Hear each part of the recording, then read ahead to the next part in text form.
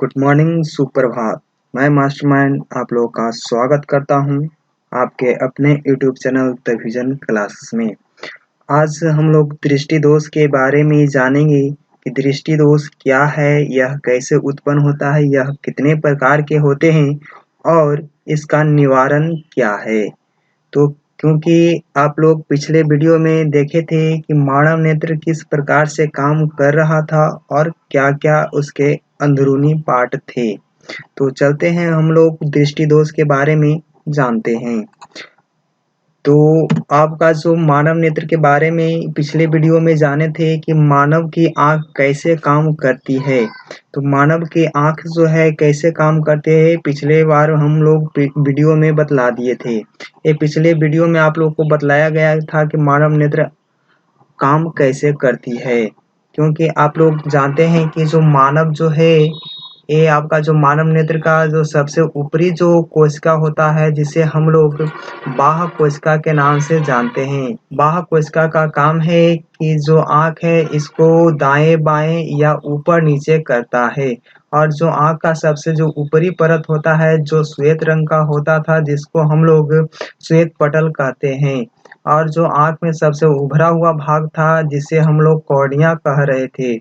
इसके बाद हम लोग जानते हैं कि जो श्वेत पटल के नीचे था जिसे कोराइड कह रहे थे जो काले गहरे भूरे रंग का था और जो ये देखिए आपका जो पार्ट बतलाया गया है इसके बाद जो कोराइड के अंदर जो रहता है जिसे एक काला सा परत होती है जिसे हम लोग रेटिना भी कहते हैं। जो क्या करता है तो आँख में जब प्रकाश प्रवेश करती है प्रकाश की किरणें तो यह परावर्तन से रोकता है। अब बात करते हैं कि जो आपका जो एक विजुअल तरीका से देखा जाए तो यह आपका एक वस्तु है जिसका इमेज आँख में बन रही है। जो आँख में बन रही है यहाँ पर देखिए ये आपका आँख में बन रहा है प्रतिबिंब जो आँख के रेटिना पर बनता है। अब चलते हैं कि जो ये आपका जो आँख का जो रेटिना है वहाँ पर प्रतिबिंब जो बनता है ये पिछले वीडियो में बतलाए थे कि आपको कैसा बनता है। तो आँख के रेटिना पर जो प्रतिबिंब बनता है वह वास्तविक उल्टा और वस्तु से छोटा बनता है। अब बात करते हैं कि दृष्टि दोष कैसे उत्पन्न हो जाती है। दृष्टि दोष के जानने से पहले आपको यह एक क्वेश्चन आता है जिसे आप लोगों को जानना अति आवश्यक है कि निकट बिंदु किसे कहते हैं यानी कि नियर पॉइंट क्या है। तो नियर पॉइंट उसे कहते हैं जो नेत्र के वह निकटतम बिंदु जहां पर स्थिर वस्तु को देखने के लिए महत्तम समंजन क्षमता लगाना पड़ता है उस नेत्र का निकट बिंदु कहते हैं। यानी कि जो आपका नजदीक में जितना वस्तु रखा होगा जिसको स्पष्ट देखने में जितना आपको समंजन क्षमता लगानी पड़ती है उसे ही निकट बिंदु कहते हैं। समान आँख का जो निकट बिंदु होता है वह 25 सेंटीमीटर होता है। यह क्वेश्चन आपको बहुत बार पूछा जाता है एग्जाम में कि समान आँख के निकट बिंदु कितने दूरी का होता है। तो यह 25 सेंटीमीटर की दूरी पर होता है। उसे स्पष्ट देखने के लिए न्यूनतम दूरी भी कहते हैं। अगर मानव नेत्र आप जानते हैं कि जो मानव नेत्र होता है उसका जो अंतिम दूरी या तो न्यूनतम दूरी कह सकते हैं यह होता है 25 सेंटीमीटर। अगर इससे नज़दीक में वस्तु होगा आँख के नज़दीक में होगा 25 सेंटीमीटर से नज़दीक होगा तो आपको स्पष्ट दिखाई नहीं देगा। अब बात करते हैं कि आँख में तो यह न्यूनतम दूरी हो गया। अब अधिकतम दूरी किसे कहते हैं यानी कि दूर बिंदु किसे कहते हैं। यह निकट बिंदु था। एक क्वेश्चन देखिए आपका दूर बिंदु का है तो नेत्र के वह दूरस्थ बिंदु जहां पर स्थिर वस्तु की ओर देखने के लिए समंजन क्षमता नहीं लगाना पड़ता है उसे दूर बिंदु कहते हैं। यानी कि जो भी आपका मानव नेत्र है या तो जो भी आँख से वस्तु देखते हैं उसमें अगर वस्तु को देखने में कोई समंजन क्षमता नहीं लगाना पड़ता है उसे दूर बिंदु कहते हैं। समान आँख के दूर बिंदु अनंत होता है। एक क्वेश्चन यहाँ पर आ सकता है कि अगर मानव नेत्र है उसको स्पष्ट देखने के लिए मानव नेत्र को स्पष्ट देखने के लिए दूरस्थ बिंदु कितना होता है। तो अगर मानव नेत्र को दूरस्थ देखना है, स्पष्ट देखना है तो 6 मीटर की दूरी होनी चाहिए। यह क्वेश्चन आपको आ सकता है तो वहाँ पर गलती से नहीं मार दीजिएगा अनंत।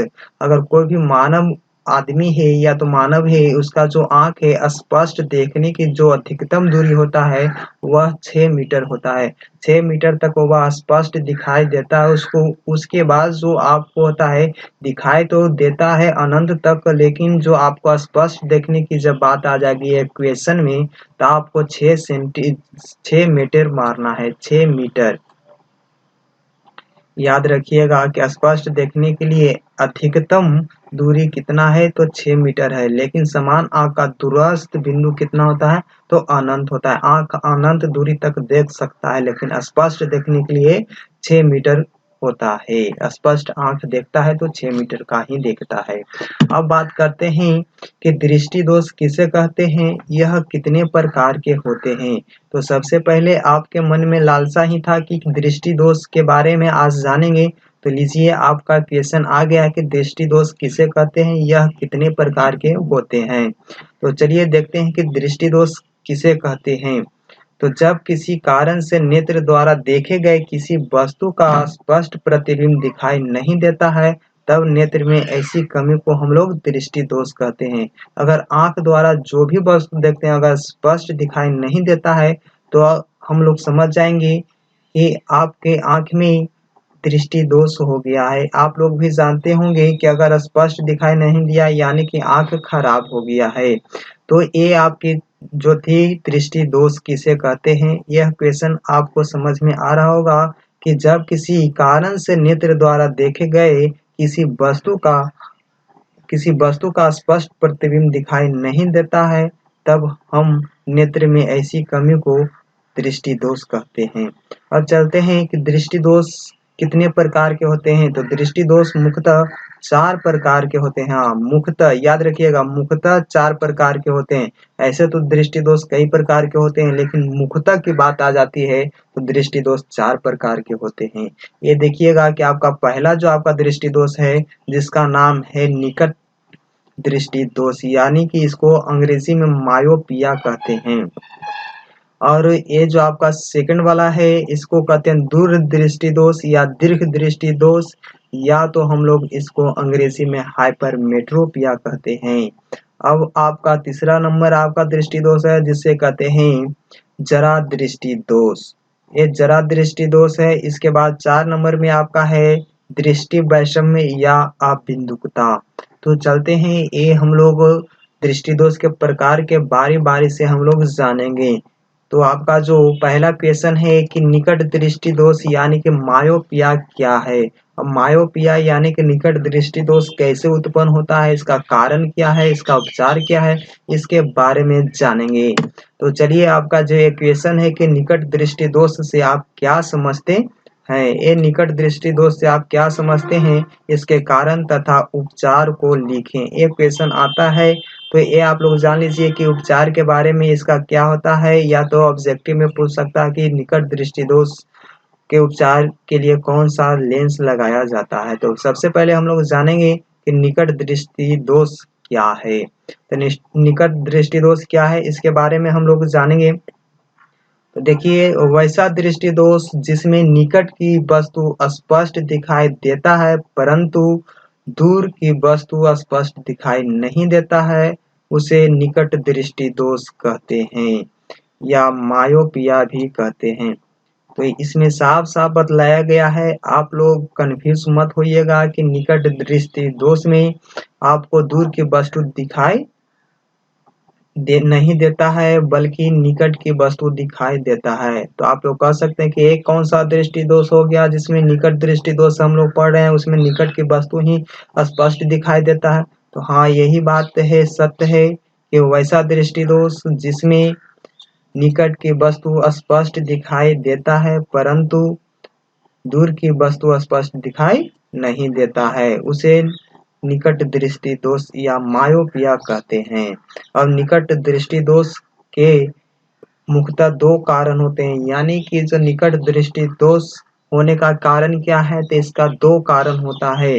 तो ये 2 कारण क्या होता है? तो नेत्र गोलक का फैल जाना। जी हाँ, नेत्र गोलक का फैल जाना ये आपका पहला कारण होता है निकट दृष्टि दोष का, और दूसरा कारण होता है कि नेत्र लेंस की फोकस दूरी कम हो जाना।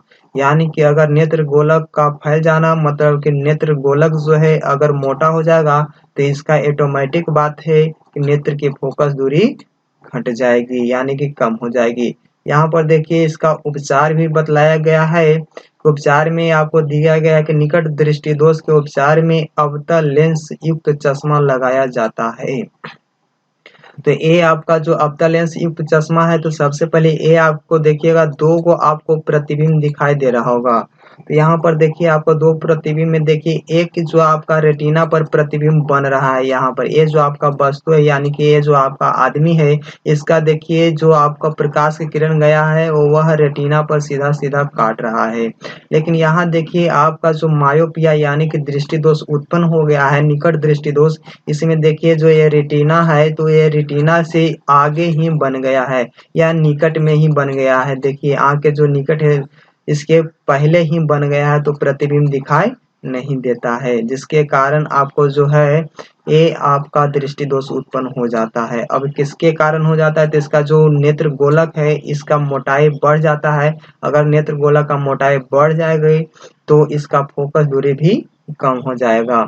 अब बात करते हैं कि इसका जो कैसा रीज़न होता है। ये रीज़न देखिए आपका जो यहाँ पर प्रतिबिंब जो आदमी का देखिए बन रहा है जो यहाँ पर ही बन रहा है, ये दोष उत्पन्न हो गया है। इसको ठीक करने के लिए अवतल लेंस युक्त चश्मा लगाना चाहिए। ये आपका चश्मा है देख रहे हैं तो इसमें अवतल लेंस, ये आपका अवतल लेंस है। आप लोग जानते होंगे कि अवतल लेंस कैसा होता है। तो आँख के आगे यानी कि मानव नेत्र होता है उसके आगे हम लोग अवतल लेंस लगा देंगे तो ये जो आपका निकट दृष्टि दोष है इसको ठीक किया जा सकता है। यानी कि मायोपिया को हम लोग ठीक कर सकते हैं। अब देखिए कि अगर अवतल लेंस आगे लगा दिए हैं तो इसका जो प्रतिबिंब है रेटिना पर बन रहा है। तो ये इसका उपचार है। या तो क्वेश्चन पूछ सकता है कि निकट दृष्टि दोष में कौन सा लेंस लगाया जाता है? तो अवतल लेंस युक्त चश्मा का प्रयोग किया जाता है। ये देखिए आपका चश्मा है। अब आगे बढ़ते हैं। दूसरा क्वेश्चन है कि दीर्घ दृष्टि दोष यानी कि दूर दृष्टि दोष या दीर्घ दृष्टि दोष से आप क्या समझते हैं? इसके कारण तथा उपचार को लिखें। तो दूर दृष्टि दोष किसे कहते हैं? तो देखिए ये आपका क्वेश्चन है कि वैसा दृष्टि दोष जिसमें दूर की वस्तु स्पष्ट दिखाई देता है परंतु निकट की वस्तु स्पष्ट दिखाई नहीं देता है, उसे दूर दृष्टि दोष कहते हैं। तो याद रखिएगा कि दूर दृष्टि दोष किसे कहते हैं? तो जिसमें दूर की वस्तु स्पष्ट दिखाई देता है परंतु निकट की वस्तु स्पष्ट दिखाई नहीं देता है। यहाँ पर देखिए कि जो आपका ये फिगर आपको दिखाई दे रहा होगा जिसमें स्पष्ट ये आपका सही जो मानव नेत्र है यानी कि इसमें कोई दोष उत्पन्न नहीं हुआ है। इसका देखिए रेटिना पर प्रतिबिंब बन रहा है। लेकिन इसमें देखिए हाइपरमेट्रोपिया में यानी कि दूर दृष्टि दोष में ये याद देखिए रेटिना से बाहर प्रतिबिंब बन रहा है जिसके कारण आप लोग वस्तु को स्पष्ट नहीं देख सकते हैं। तो दूर दृष्टि दोष के मुख्यतः 2 कारण होते हैं। यानी कि आपको कहा जा सकता है कि निकट दृष्टि दोष के कारण को लिखें। इसका जो फर्स्ट कारण होता है नेत्र गोलक का छोटा हो जाना और नेत्र लेंस की फोकस दूरी बढ़ जाना। छोटा यानी कि पतला हो जाता है और उसका जो फैल जाना मतलब कि निकट दृष्टि दोष में था कि नेत्र गोलक फैल जा रहा था जिसके कारण फोकस दूरी कम हो जा रही थी। यानी कि फैल जाने का मतलब मोटा हो जाना। और इसमें जो आपका है दूर दृष्टि दोष में इसमें नेत्र गोलक का छोटा हो जाता है यानी कि इसका जो नेत्र लेंस की फोकस दूरी है वह बढ़ जाती है। यानी कि अगर नेत्र लेंस पतला हो जाएगा तो इसका फोकस दूरी ऑटोमेटिक है कि बढ़ जाता है और मोटा हो जाएगा तो इसका फोकस दूरी घट जाएगी जिसके कारण आपको यह दृष्टि दोष उत्पन्न हो जाता है। इसका उपचार के लिए दूर दृष्टि दोष के उपचार के लिए उत्तल लेंस युक्त चश्मा का प्रयोग किया जाता है। इसका उपचार है जो आपका है उत्तल लेंस युक्त चश्मा का प्रयोग किया जा सकता है या तो करते हैं तो आपको दूर दृष्टि दोष उत्पन्न जो होल था उसको ठीक किया जा सकता है अगर उत्तल लेंस से चश्मा लगाएंगे। तो देखिए यहाँ पर जो आपको प्रतिबिंब जो आपका है ये दोष उत्पन्न हो जाने के बाद जो मानव नेत्र से बाहर, रेटिना से बाहर प्रतिबिंब बनता है, जिसके कारण हम लोग वस्तु का स्पष्ट दिखाई नहीं देता है।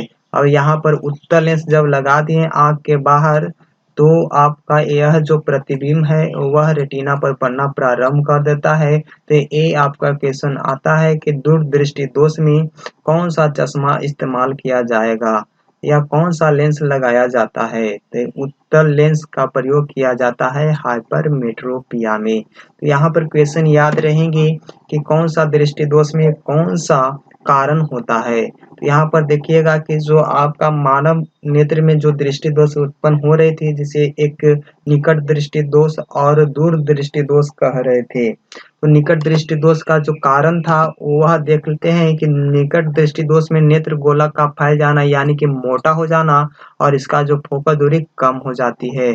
और इसमें देखिएगा कि जो आपका दूर दृष्टि दोष में था नेत्र गोलक का जो छोटा हो जाना और इसका फोकस दूरी बढ़ जाना होता है। अब बात करते हैं जरा दृष्टि दोष पे।